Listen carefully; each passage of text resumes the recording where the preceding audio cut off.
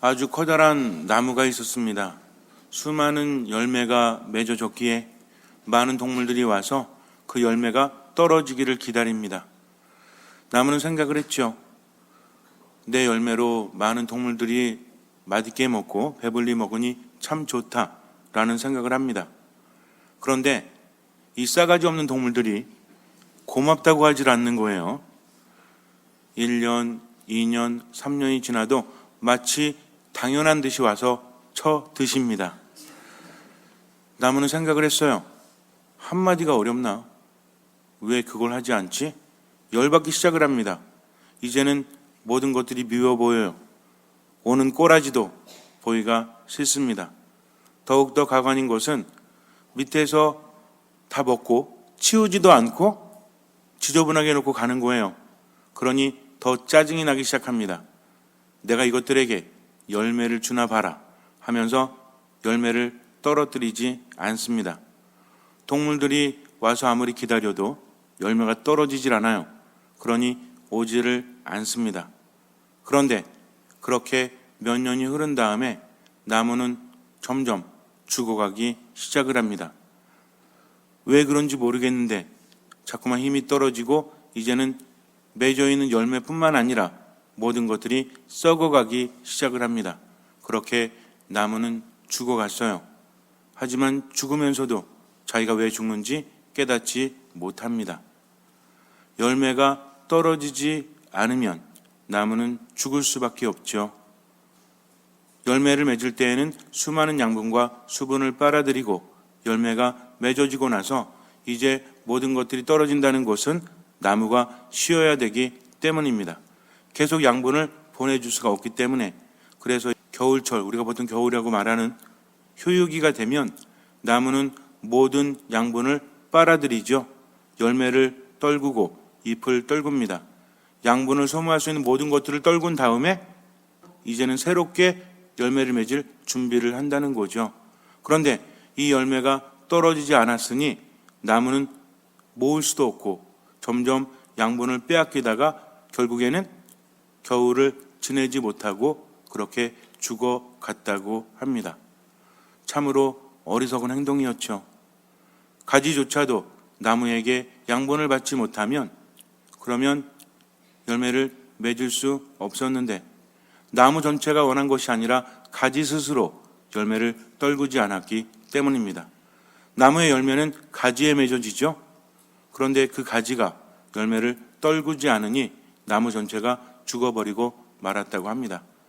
동물들이 모여서 그 밑에서 열매를 따먹고 그렇게 기다리다가 죽어가는 동물들도 있죠. 그러면 썩지 않습니까? 보기에는 별로 안 좋아요. 그런데 그렇게 썩지 않으면 나무는 양분을 취하지 못합니다. 동물들이나 식물들이 그 아래서 죽으면 박테리아가 분리를 하죠. 그리고 그 양분을 뿌리가 빨아들입니다. 아름다운 것만이 양식이 아니라는 거죠. 때로는 보기 흉하고 때로는 이건 아니다 싶을 정도로 내 품위를 떨어뜨리는 그러한 것들도 나에게는 양식이 된다는 겁니다. 인생도 마찬가지예요. 고통이 없다면, 괴로움이 없다면, 또 답답함이 없다면 그 인생은 살아날 수 없기 때문입니다. 그런데 좋은 것만을 추구하면서 스스로 가지기만 하고 베풀지 않는다면 그 사람은 결국 죽고 만다는 거죠. 우리가 주님 안에 머문다는 것은 과연 무엇입니까? 뭔가를 청하는 것, 내가 바라는 것이 이루어지기를 바라는 것, 그것은 좋은 거예요, 안 좋은 거예요? 안 좋다고 말할 수 없죠. 뭔가를 청하는 것은 당연하지 않습니까? 그럼 여러분들 만약에 나쁜 거라고 하면 안 청하실 거예요? 우리가 때가 되면 기도할 때가 있죠. 애들 시험 잘 보게 해주세요. 우리 남편 승진하게 해주세요. 우리 가족 중에 누가 아픈데 낫게 해주세요. 라고 청하는 것이 어쩌면 믿음의 대부분 아닙니까? 우리가 하나님께 청하는 게 참 많죠. 이게 나쁘다고 하면 더 이상 청할 수 없다면 그러면 힘 빠질 거예요. 청하는 것은 좋은 것입니까? 안 좋은 것입니까? 좋은 거죠. 왜? 주님께서 무엇이든 청하여라 하셨기 때문에. 그런데 우리들의 이기적인 귀는요, 듣고 싶은 것만 들어요. 주님께서 무엇이든 청하라고 하셨잖아. 두드리면 열릴 거라고 하셨잖아. 찾으면 얻을 거라고 하셨잖아. 그리고 구하면 구하게 될 거라고 하셨잖아. 그러니까 나는 끝까지 청할 거야. 믿음을 가지고 청하면 주님께서 무엇이든지 그대로 이루어 주신다고 했으니까 열심히 믿고 기도해야지 라고 말합니다. 그렇게 열심히 믿고 기도하는 것은 과연 믿음입니까? 이제는 대답도 잘 안 하셔. 믿음이겠죠. 그러나 겉으로 보이는 믿음이 전부는 아니라는 겁니다. 믿음이라는 것은 결국은 어때야 돼요? 너의 믿음이 너를 구원하였다 라고 예수님께서 꾸준히 말씀하시지만 그런 믿음이 쉬지 않고 청하는 겁니까? 이루어질 때까지 자꾸만 주님께 청하는 거예요? 그게 믿음이에요? 100일 기도를 하고 엄청나게 오랫동안 미사 참여하고 기도하는데 왜 이루어지지 않을까요? 그렇게 청하면 좀 이루어질 만도 한데 왜 그러지 않을까요? 그것이 참으로 문제이기도 합니다. 믿음이라는 것은 그냥 무작정 오랫동안 이루어질 때까지 말로만 청하는 것이 아니기 때문입니다. 그것을 알아야 한다는 거죠. 믿음이라는 것은 분명히 열매를 맺어야 돼요. 아무리 믿음이 있다라고 할지라도 열매가 맺어지지 않으면 믿음이 없는 겁니다. 나무는 뭘 보고 알 수 있다고 했죠? 그 열매를 보고 알 수 있다라고 했습니다. 내가 청하기 전에 청하고 이루어지지 않는다고 불평하기 전에 나는 어떤 열매 맺는지를 먼저 봐야 돼요. 믿음이라는 것은 기본적으로 겸손해야 됩니다. 그리고 말씀을 들어야 한다는 거죠.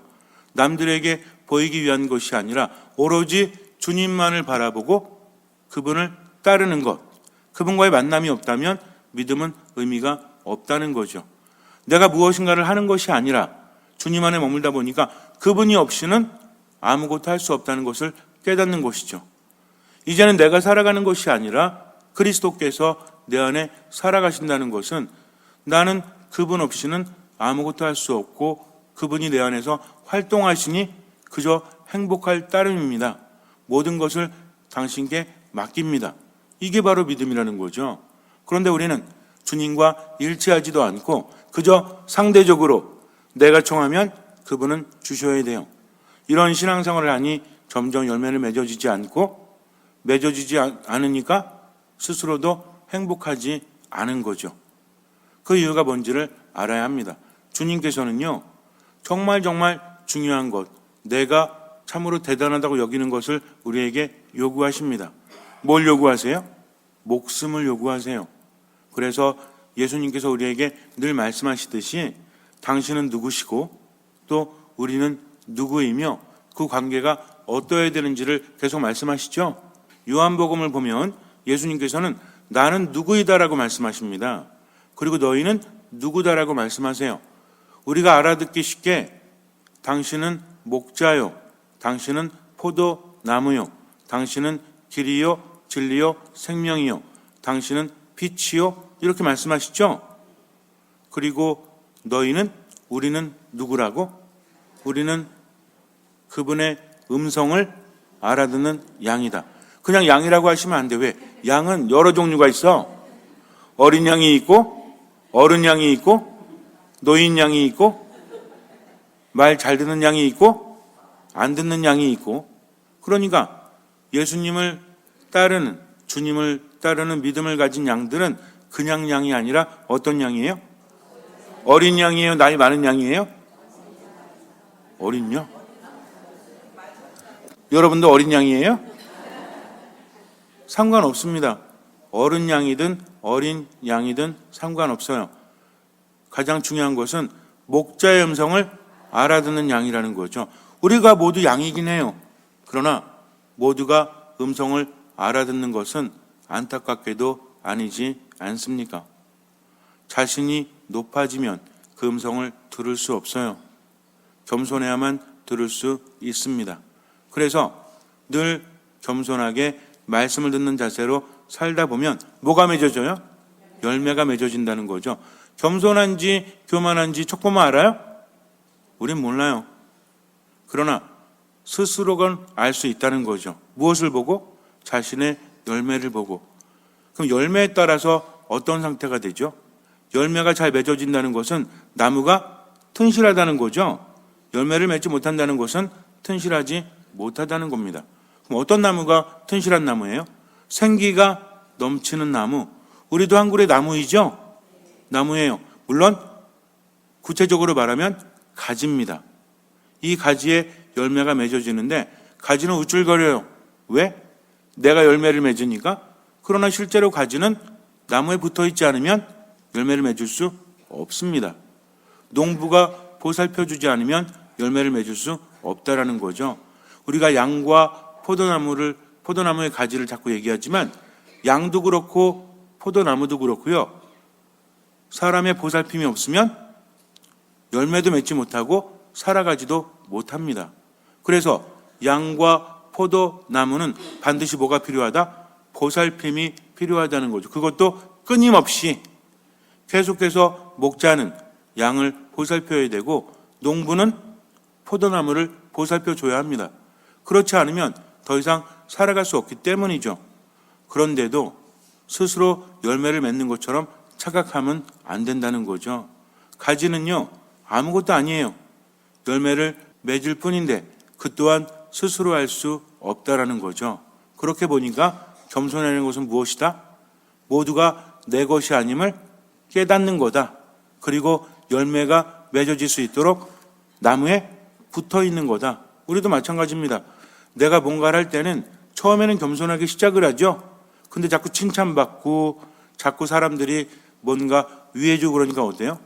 스스로가 높아집니다. 그래서 정말 중요한 건 내 자신을 바라볼 때 행복하지 않고 기쁘지 않고 즐겁지 않다면 이것은 열매를 맺지 못한다는 신호죠. 분명히 중요합니다. 남들이 아무리 칭찬해도 내가 행복하지 않으면 그것은 의미가 없다는 거죠. 행복하지 않으니까 어때요? 행복하지 않으면 상대적으로 내가 많이 가졌다고 생각합니까? 많이 갖지 못했다고 생각합니까? 많이 갖지 못했다고 생각하죠. 그러니까 옮겨 잡으려고 그래요? 아니면 베풀어 주려고 그래요? 눈에 보이는 것이든 보이지 않는 것이든 큰 것이든 작은 것이든 절대로 베풀려고 하지 않습니다. 베풀려고 하지 않다 보니까 못마땅함이 더 많아요? 아니면 마땅함이 더 많아요? 어떤 사람 볼 때도 안 주고 싶은 거야. 의식적으로. 그러니까 어때? 그 인간의 안 좋은 점만 눈에 보이는 거죠. 내가 주고 싶은데 저 인간이 젓꼬라지니까 줄 수가 없는 거지 하면서 가진 핑계를 대고 명분을 내세우지만 어쨌든 뭐 하기 싫단 얘기야? 주기 싫단 얘기죠. 그러니까 점점 삶에 무엇이 사라져요? 생명력이 사라집니다. 기쁘지 않고 행복하지 않다는 거죠. 어떤 분들은요, 봉사도 되게 많이 해. 그런데 기쁘지 않대요. 점점 지친다고 합니다. 왜 그럴까요? 일이 힘들어서? 아니 뭐 일이 힘들어가지고 술 한 번 마시면 3시간 마시나? 그런 거 아니잖아요. 즉 그 안에서 내 스스로를 내려놓지 않기 때문입니다. 받으려고 하고 주려고 하지 않기 때문이죠. 그러니까 힘들 수밖에 없지. 봉사라는 것은 얼만큼 해야 됩니까? 봉사도 주님의 도우심이 없다면 할 수 없는 거죠. 그렇지 않아요? 몸의 힘도 마음의 힘도. 근데 언제부터 내가 이 정도 해주는 것이 대단했다라고 그렇게 여깁니까? 이러다 보니까 주님의 영광은커녕 일이 자꾸만 망쳐지는 거죠. 얼마나 중요한지 몰라요. 우리가 봉사를 하거나 삶 안에서 자꾸만 내어주는 것, 거긴 이유가 없어야 합니다. 주님께 받았기 때문이죠. 그래서 정말 주님 안에 머물고 열매를 맺는다는 것은 내 목숨을 내려놓지 않으면, 목숨을 주지 않으면 안 된다는 거죠. 그러면서 우리는 내 안에서 일어나는 여러 가지 상황들로 점검해 볼 수 있다고 했죠. 삶의 모든 것들은 하나의 신호이기 때문입니다. 어느 순간 모든 것이 못마땅하고 뭔가 남에 대해서 욕하고 싶고 또 내 주장만을 말하고 싶다면, 어느샌가 다른 사람들을 가르치고 있다면 그것은 겸손하지 못한 겁니다. 스스로 알란 얘기예요. 이 얘기 듣고도 남 비판하는 얘기가 아니에요. 아이고 신부님 말씀 들으니까 저 인간이 저래. 이게 아니라 누굴 보란 얘기입니까? 내 자신. 저 인간이 저래 라는 순간에 나도 교만해지는 겁니다. 그러니까 절대로 그러면 안 돼요.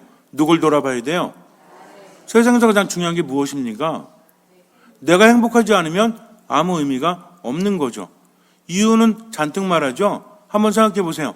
어떤 분이 인생을 좀 지긋하게 살았는데 그분 앞에만 가면 입만 열면 내가 인생을 살아오면서 행복한 게 하나도 없고 저놈의 인간 만나가지고 찌질이 고생만 죽도록 하다가 내가 다시 태어나면 저런 인간이랑 살았나 봐라 이러면서 주변에 있는 게 모두 못마땅해. 성당도 가면 아주 그냥 조금 해가지고 화장실은 지저분해가지고 아유 그냥 못마땅해가지고 입만 열면 자꾸만 못마땅함을 이야기한다면 그것은 무엇입니까? 스스로가 행복하지 않다는 거죠. 그때부터는 모든 것들이 어떻게 보여요? 못마땅해 보이죠. 모든 것들이 짜증이 나고 힘들죠. 그러니까 행복감은 점점 사라질 수밖에 없다는 것입니다. 겸손하게 유심히 살펴야 돼요. 내가 왜 짜증이 났지? 저 사람 때문인가? 그렇지 않죠. 내 안에 힘이 없기 때문입니다. 그러다 보니까 주려고 그래 안 주려고 그래? 안 주려고 하죠. 뭐 물질적인 것만 안 주나? 표정도 안 주려고 하지. 어떻게 하면 더 인상 쓸 수 있을까? 말도 어떻게 하면 더 밉게 할 수 있을까? 행동은 얼마나 얄밉게 할 수 있을까? 자기도 모르게 그렇게 된다는 겁니다. 뭐가 없다는 얘기예요?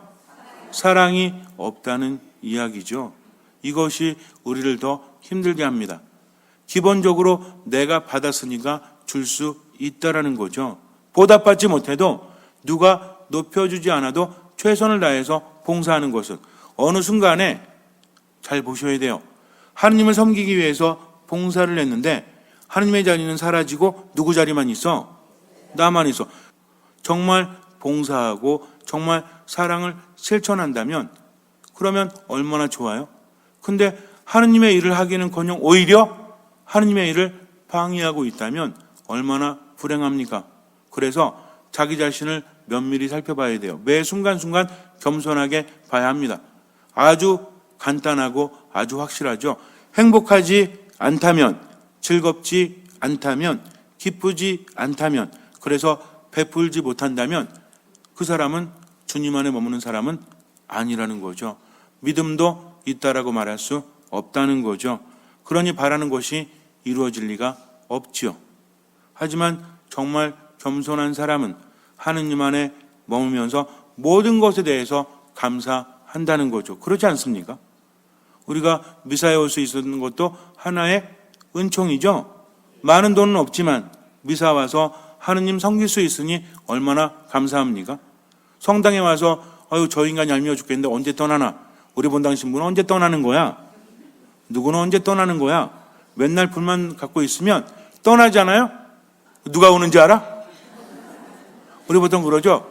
쓰레기차 피하려다가 똥차 만난대요. 내가 변하지 않으면 아무리 주변 탓을 해도 변하면 구관이 명관이구나 라고 생각합니다. 맨날 이렇게 살 거예요? 인생을 그렇게 남용만 하다가 베풀지 못하다가 또 미루다가 그렇게 살 겁니까? 참으로 불행한 인생이라는 거죠. 가장 중요한 건 다른 사람이 아니라 내가 어떤 열매를 맺고 있는가. 남 탓하고 환경 탓하면서 힘들게 봉사하거나 또는 힘들게 삶을 살아간다면 무슨 의미가 있어요? 이 모든 것이 다 하느님의 은총이구나. 내가 받지 않은 것은 하나도 없구나. 그래서 매 순간순간 어떻게 해야 돼요? 베풀어야 돼요. 아까우면 어떻게 해야 돼? 더 베풀어야 돼요. 그러면 지금은 몰라도 나중에는 깨닫게 됩니다. 내가 베풀면서 참으로 행복했구나. 그렇게 안다는 거죠. 하지만 더욱더 중요한 것은 억지로 베푸는 것보다는 내 모든 것이 하느님의 은총이라는 거죠. 그분이 주지 않으시면 아무것도 내 것이 아니라는 겁니다. 예수님 뭐라고 하십니까? 너희는 나 없이는 아무것도 하지 못한다. 너희는 내 안에 머물러라. 이렇게 말씀하시죠. 그러니까 머물면서 내가 하는 모든 것들은 주님께로부터 받은 것이다. 그리고 나는 열매를 맺어야 되는데 어떤 열매? 사랑이라는 열매죠. 근데 예수님께서 요구하신 사랑의 열매는 무엇을 내놓는 열매예요? 목숨을 내놓는 열매예요. 때로는 자존심이 상하고 때로는 답답해 미치겠고 때로는 얄미워 죽겠어도 받아쳐 드시기만 하고 표현하지 않아도 나는 어떻게 돼요? 그래 미운 놈 떡 하나 주는데 얘따 처먹어라. 먹다가 확 체해라. 이게 아니라 나는 하느님께 감사하기 때문에 주는 겁니다. 상대방이 어떻게 하기 때문에 주는 것이 아니라 왜? 이거 생각하면요. 그때부터 불행해져요. 아니 나 이렇게 열심히 하는데 신자들이 안 따라와. 나 이렇게 열심히 하는데 놀러도 안 가고 뭐도 안 하고 이렇게 하는데 신자들은 아 참 고마운 거 몰라 라고 제가 생각한다면 그때부터 저는 어때요? 행복하지 않죠. 왜? 이건 교만한 겁니다. 주님께 받은 거거든요, 다. 그런데 그것을 깨닫지 못하고 내가 주는 것만 생각하니 얼마나 어리석어요. 나무가 열매를 떨어뜨리지 않으면 그 나무는 죽어요. 열매를 떨어뜨려야 합니다. 아깝다고 해서 계속 움켜잡고 있잖아요. 그러면 썩어 죽습니다. 하지만 아까워도 떨굴 때 또 다른 삶을 살아갈 수 있다라는 거죠. 이것이 은총이요. 이것이 믿음이요. 이것이 바로 사랑이라는 거죠. 그래서 내가 뭔가를 준다라는 마음보다는 받은 것이 너무나 많으니까 하느님 감사합니다 하면서 자꾸만 조건 없이 내어주려고 노력하는 거. 100% 안 됩니다. 안 돼요. 이 말 듣고 아 그래 오늘부터는 이제 아낌없이 줘야지. 그리고 좀 이렇게 뭔가 좀 섭섭해도 다 참아야지. 이쁘게 봐야지 라고 했죠. 그래서 줬어. 근데 또 쳐드시고 보답이 없어.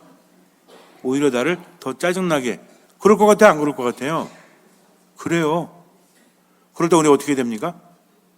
아니 이게 해도 너무한 거 아니야. 이거 이런 말 하면 돼요? 안 돼요? 괜찮아요. 하세요. 어떻게 안 해? 그러나 중요한 것은 마무리가 중요하죠. 그러면서 내가 다시는 해주나 봐라. 이게 아니라 주님 앞에 무릎을 꿇고 주님 제가 또 섭섭함을 느꼈습니다. 그러면서 기도할 줄 아는 그런 것들이 바로 순수함이요 믿음이라는 거죠. 그래서 다시 한번 생각해 보세요. 내가 하고 있는 꼴이 무엇인지를 우리가 아무리 대단해 보여도 하늘에서 보잖아요. 요것도 안 돼. 아무것도 아닙니다. 그러니까 자꾸만 어떻게 해야 돼요? 겸손하게 자신을 바라봐야 합니다. 하느님 때문에 행복한지 또 내 것을 정말 아낌없이 하느님 때문에 베풀고 있는지 그렇게 최선을 다하고 있는지 뭔가 보답을 바라지는 않는지 늘 점검해 봐야 합니다. 열매가 떨어지지 않고 버티고 있지 않는지 다시 한번 점검해 봐야 돼요. 그리고 겸손되이 주님께 감사해야 됩니다. 그러면 베풀 수밖에 없어요. 감사함과 사랑은요 함께 가요. 감사하지 않은 사람은 절대로 베풀지 않습니다. 그러니까 삶 안에서 감사함이 배어나올 수 있도록 모든 것에 대해서 뭐 한다? 감사한다는 거죠. 억지로라도 하라고 그랬죠? 몇 번? 3번 이상. 오늘 아침부터 지금까지 몇 번 하셨어요? 맨날 안 물어본다고 이제 안 하시는구만. 아침에 일어나자마자 하느님 감사합니다. 억지로라도 하세요. 자꾸 감사하면 그다음부터 감사함이 보이기 때문입니다. 감사하다 보니까 깨닫게 돼요. 아 이거였구나. 아 이런 거였구나. 그러니까 어떻게 됩니까? 베풀게 된다는 거죠. 그래서 정말 하느님 안에 머무는 사람은 어떤 사람이다? 감사하는 사람이다. 감사를 자꾸 하면 베풀 수밖에 없다. 아시겠죠? 그래서 우리는 언제나 기뻐합니다. 바로 하느님 때문에 끊임없이 기도합니다. 모든 것에 감사하는 거죠. 연결이 돼요. 기뻐하는 것과 기도하는 것과 감사하는 것과 사랑을 베푸는 것. 이것은 어떤 마음에서 오죠? 듣는 마음에서 온다는 겁니다. 바로 지금 주님께서 나에게 무엇을 바라시는지 뭐를 기울여요? 귀를 기울인다. 근데 어떤 자세로? 한번 말해보시죠. 팔짱 딱 끼고 나서 이게 아니에요. 제가 듣고 있습니다. 주님 말씀하십시오. 라고 겸손되이 기도 중에 듣는 마음, 삶 안에서 듣는 마음. 자꾸 듣다 보니까 깨닫게 되죠. 그러면서 뭐가 생겨요? 믿음이 생겨요. 믿음이 생기니까 뭐가 일어나? 기적이 일어납니다. 청하는 것은 무엇이든 다 이루어지기 때문입니다. 믿는 사람은 주님 안에 머무는 것이기 때문에 그래요. 그러니까 머리로 신앙생활하는 것이 아니라 삶 안에서 어쨌든 이것만 기억하세요. 듣는 마음으로 어떻게 해야 돼? 뭐뭐 해야 되겠다라는 것은 7가지 있죠? 아무것도 판단하지 말고 모든 것을 하느님께 맡기고 미사, 말씀, 기도 안에서 어쨌든 베풀면서 어떤 마음으로? 듣는 마음으로 삽니다. 그러면서 내 상태를 보는 거죠. 그래서 언제나 기뻐하고 있는지, 끊임없이 기도하고 있는지, 모든 것에 감사하고 있는지. 어떤 것에? 모든 것에. 모든 것에 감사하는 순간부터 기적이 일어날 수밖에 없는 것이기 때문입니다. 그러나 주님과 함께 하지 않으면 이 모든 것들이 불가능하다는 거죠. 잠시 눈을 감으세요. 사랑이라는 것은 주님 안에 머무면 할 수밖에 없는 것이죠. 그러니까 기본적으로 예수님께서 계명은 이것이다. 서로 사랑하여라 라고 말씀하신 것은 내 안에 머물러라 라는 말씀과 일치하는 것입니다. 주님 안에 머무십시오. 겸손하게 듣는 마음으로 모든 것을 맡기고 그분 안에 머무십시오. 주님께서는 그 믿음을 보시고 우리 삶에 놀라운 기적을 일으켜 주실 것입니다. 아멘.